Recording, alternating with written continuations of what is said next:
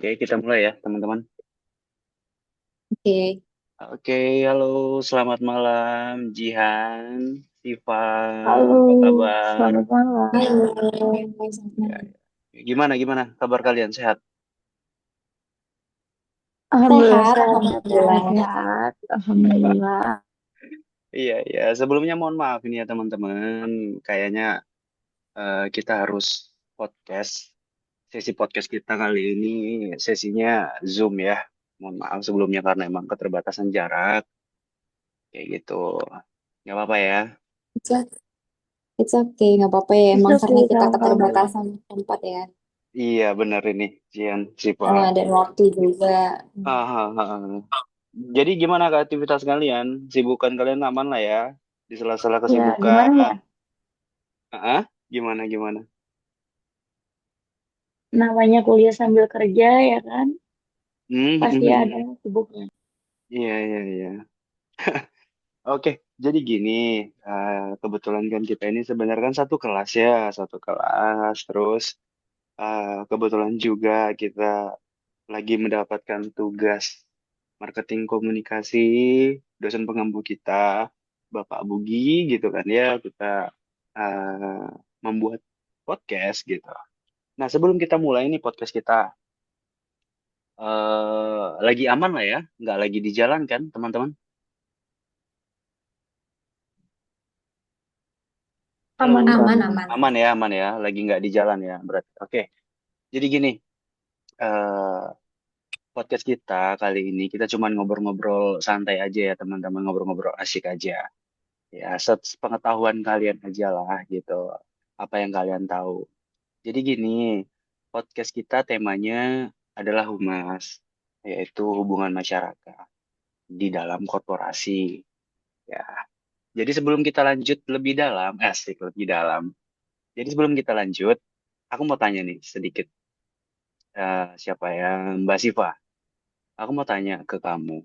Sebenarnya yang kamu tahu nih, humas itu apa sih sebenarnya? Humas itu perannya apa sih sebenarnya gitu? Atau garis besarnya dulu deh, humas itu apa sebenarnya?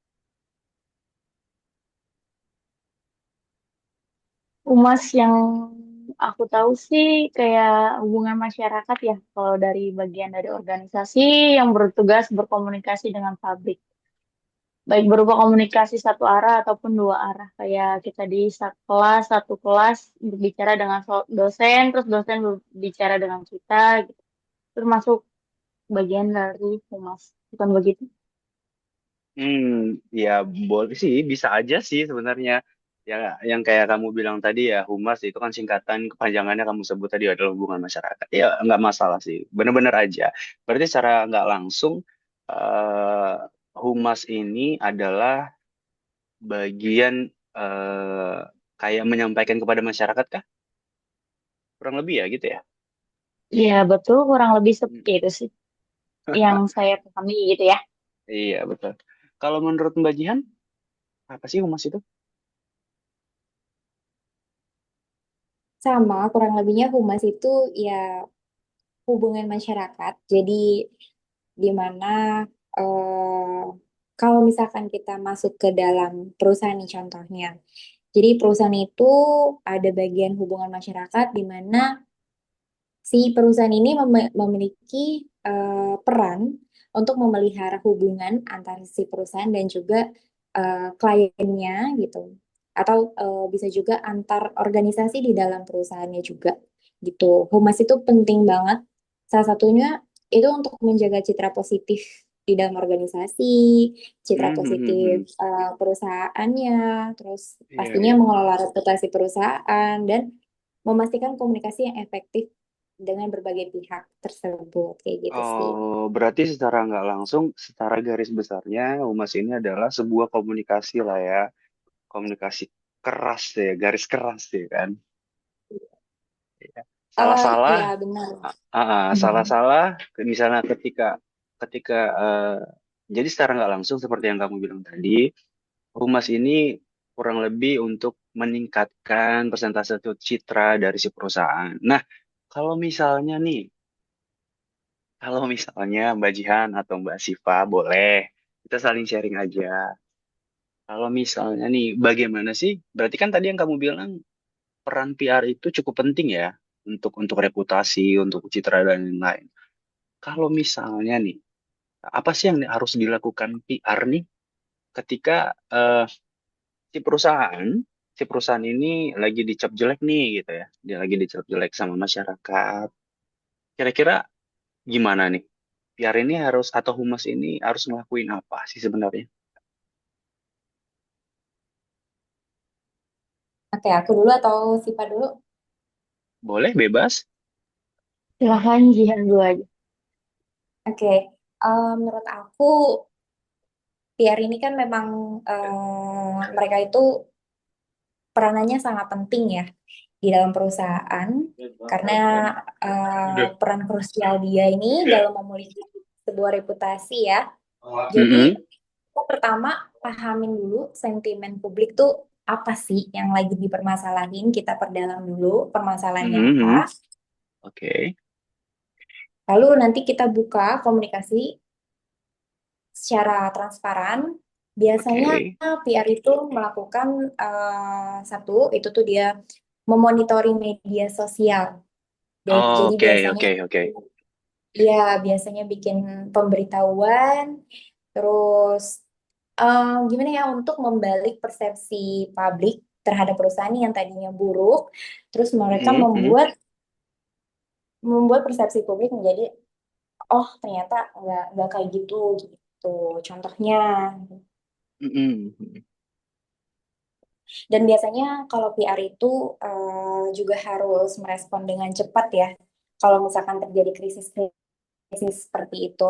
Karena kan ini Oh, berdampaknya pasti akan panjang kalau misalkan diintar-intarin gitu ya. oke, Jadi oke, biasanya oke. harus langsung buat Oh iya, iya, pemberitahuan iya, ke iya. sosial kayak gitu. Teknis sekali ya. Keren, keren, keren. Kalau kalau menurut Mbak Siva gimana nih? Kalau menurut saya sih benar kata Mbak Jihan ya, sebagai Ya. PR, PR tuh harus ada peran kecepatannya ya, termasuk transparansi dan konsisten terhadap komunikasinya gitu. Mhm, Terus betul apa yang benar dibilangin Mbak Jihan juga, kita tuh mhm, harus mhm. tahu dulu apa sih masalahnya gitu ya, agar bisa terselesaikan dari mana terus sampai mana gitu ya, dan meresponnya sesuai dengan kecepatan gitu ya. Semakin Iya, Iya, cepat, iya. semakin baik, semakin kelar juga masalahnya seperti itu. Ini sih. pokoknya intinya Hmm, kita sebenarnya itu harus menunjukkan kepedulian dulu nih terhadap pihak yang terdampak oleh krisis tersebut. mhm, mhm. Itu bisa dilakukan dengan pemberian kompensasi, bantuan, atau pokoknya tindakan yang menunjukkan bahwa kita ada empati gitu. Lalu setelah itu kita bisa melakukan evaluasi atau pembelajaran dari permasalahan tersebut. Setelah itu kita bangun lagi kepercayaan ke masyarakat gitu melalui komunikasi kita yang konsisten dan tindakan kita yang nyata, yang positif kayak gitu. Sehingga ini akan memperbaiki kualitas kita juga kayak gitu. Ya Oh, enggak sih? Enggak. bener sih ya. Kalau menurut aku sih eh apa ya bener. Jadi kurang lebih seperti yang kamu bilang tadi, itu tepat sekali ya. Lalu kalau misalnya nih PR ini atau humas ini, dia tuh nggak boleh ketinggalan informasi tahu sebenarnya. Dia harus benar-benar up to date ya dengan Betul. segala berita, dengan segala gonjang-ganjing gitu ya. Bahwa itu di dalam website apapun itu, media sosial, dia tuh benar-benar harus up to date ya. Berarti PR ini benar-benar sangat sangat sangat apa ya krusial juga gitu kalau misalnya seorang PR itu ketinggalan berita tentang bagaimana menjalin hal-hal yang baik gitu kan, apalagi terhadap lingkungan sekitar ya gitu kan. Iya Betul. betul.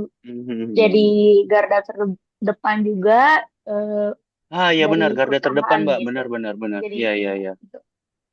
Wah cukup ini ya, cukup cukup ribet juga sih sebenarnya ya. Walaupun istilahnya dipikir-pikir ya, kalau misalnya orang-orang bilang, wah enak ya kalau jadi PR cuma gini gini gini gini gini gitu. Padahal belum tentu gitu ya. Padahal dipikir-pikir nggak asik juga kalau misalnya kita ya seperti yang kita bilang tadi harus menghadapin garda terdepan ya, Mbak Sipa bilang tadi ya, Tantangan menghadapi utama ya, tantangan tantangan utama. utama PR tuh. Ah, ah. Oke, jadi aku Biasanya, sedikit biasanya, nggak.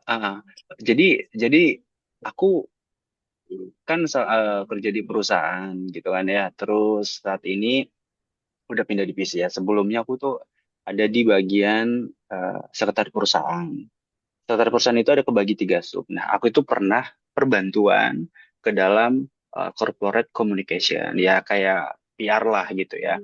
Bagaimana sih PR itu sebenarnya gitu kan dalam mengkomunikasikan perusahaan kita ke masyarakat umum. Nah, pernah satu kejadian, ini sharing aja ya teman-teman. Pernah satu kejadian adalah isu yang tidak enak segala macam gitu kan ya. Ya benar kayak yang dibilang Mbak Sipa juga gitu. Sebagai garda terdepan. Nah, kita ada demo tuh. Ada beberapa puluh mahasiswa pendemo itu datang ke gedung kita dan di saat itu juga aku di bagian corporate communication langsung berhadapan teman-teman, langsung berhadapan sama pendemo. Mendengarkan apa sih sebenarnya yang mereka ini kan, apa sih walaupun jantung agak dak dikduk ya saat itu ya karena perdana kan belum lama dipindah ke situ dan harus menghadapin hal-hal yang belum pernah aku hadapin gitu kan. Di satu sisi non pengalaman, di satu sisi harus menjaga ketenangan karena salah sedikit kita bicara, salah sedikit kita bertindak itu juga pengaruh ke perusahaan juga toh gitu. Dan betul-betul. itu benar-benar apa ya? Benar-benar pengalaman banget lah gitu. Kayak gitu sih Menarik, itu pengalamanku.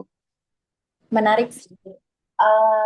Bang Zulfar, kalau misalkan boleh tahu waktu itu kayak pertama nih, pertama Hmm. tuh ngelakuin apa dulu sih pas ada terjadinya demo itu sampai itu sampai redam kah atau gimana tuh dari permasalahan Oh, tersebut? Coba deh boleh diceritain. oke, jadi eh, sedikit lah ya. Jadi sebenarnya waktu itu kenapa bisa terjadi demo? Sebelumnya emang para pendemo ini sudah menyuratin ke perusahaan terkait akan ada namanya reshuffle dalam reshuffle komisaris ya, reshuffle komisaris di perusahaan kita.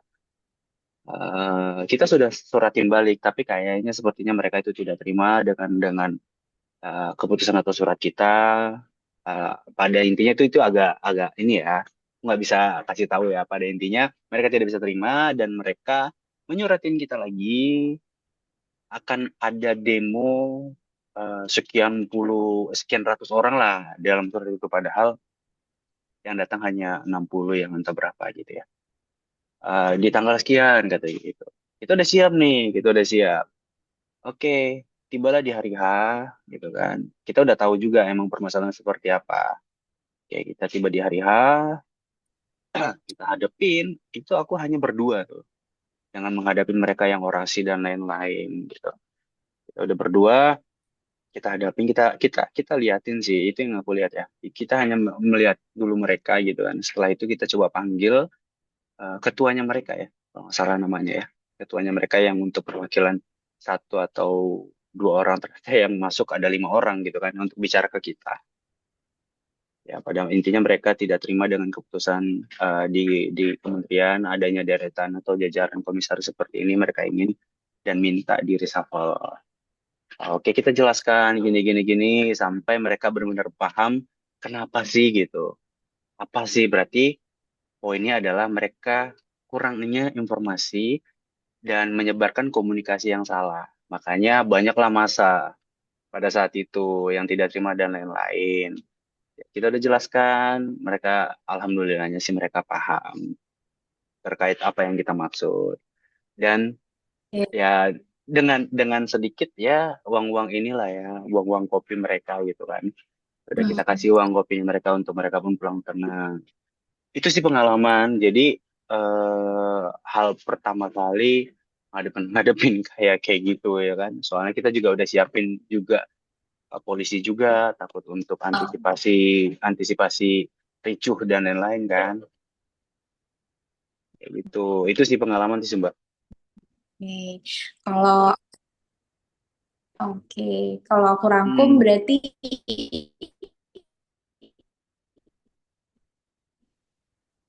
itu tantangan dari seorang banget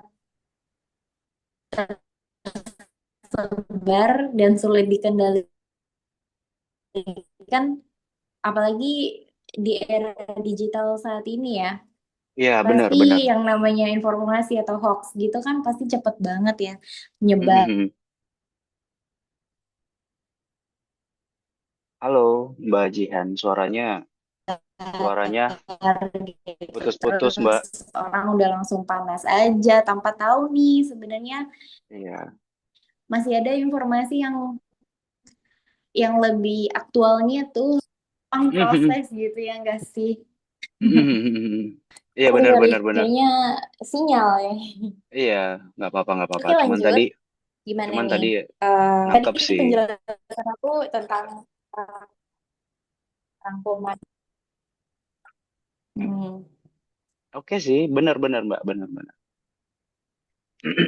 Oke, mungkin kita nggak lama-lama kali ya Mbak ya, karena berhubung juga ini sudah ya, jam 9. Pasti kamu juga lagi kerja atau udah selesai kerja sih Mbak Jihan, Mbak Siva? Sudah selesai kerja, aman. Wih, aman ya. Saya masih di Baru kantor. pulang. Oh, baru Mm-mm. pulang. Ya ampun, kasihan banget. Nggak apa-apa. Oke, jadi kita nggak perlu lama-lama, tapi kita sudah dapat poin-poinnya Mm-mm. bagaimana sih humas ini, apa Oke. sih peran humas gitu ya.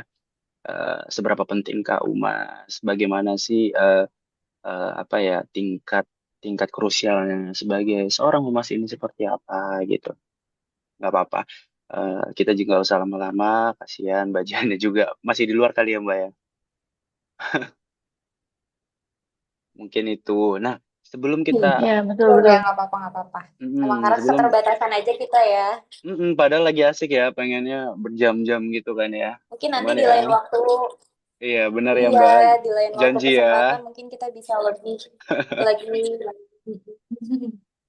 Iya iya sih, nggak apa-apa Mbak. Oke, Oke. intinya intinya kita udah dapet poin pentingnya ya.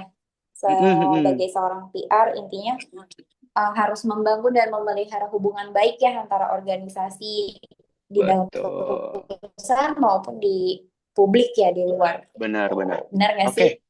benar. Satu lagi, Mbak Jihan sama Mbak Siva. Eh, Aku mau oke. nanya nih gitu ya. Terakhir. eh Kalau misalnya nih kalian menjadi seorang PR, kalian akan ngelakuin apa sih? Mbak Siva, boleh duluan. Ya, boleh saya duluan ya. Boleh, Kalau nggak apa-apa saya, Mbak. ya. Kalau saya jadi seorang PR ya, tentunya harus menyelesaikan masalah terlebih dahulu, gak sih? Hmm, Apa yang kayak tadi kita udah bicarakan kan? benar. Apa masalahnya, selesaikan masalahnya, terus Hmm, apa yang bisa bikin terjadi itu bisa jadi masalah gitu. Terus ya. mungkin kurang lebihnya seperti itu sih. Ya. Oke. Mantap, mantap, mantap. Kalau misalnya nih, eh kalau dari Mbak Jihan, kalau misalnya, aku mau nanya, kalau misalnya dari Mbak Jihan nih, kalau misalnya kamu menjadi seorang PR atau humas, aku punya pertanyaan dua opsi. Kamu pilih menjaga menjaga emosional atau menjaga penampilan, karena kedua ini sangat penting nih di dalam sebuah PR, nih, seorang PR. Gimana?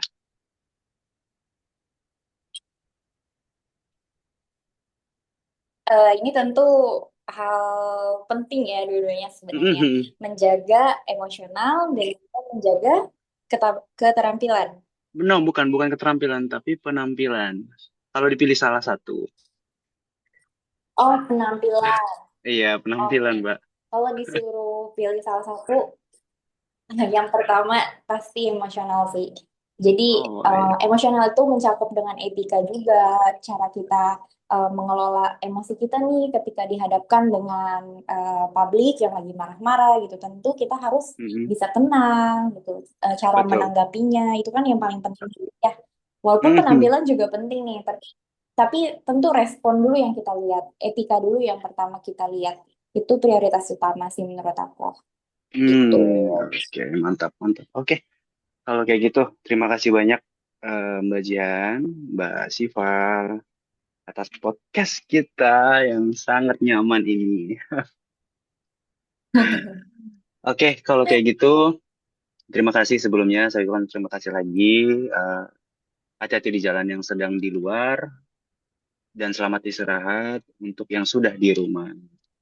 Oke, mungkin next waktu kita, Sama-sama, Bang uh, Sofyan. uh, sama next waktu kita bisa podcast bareng lagi ya.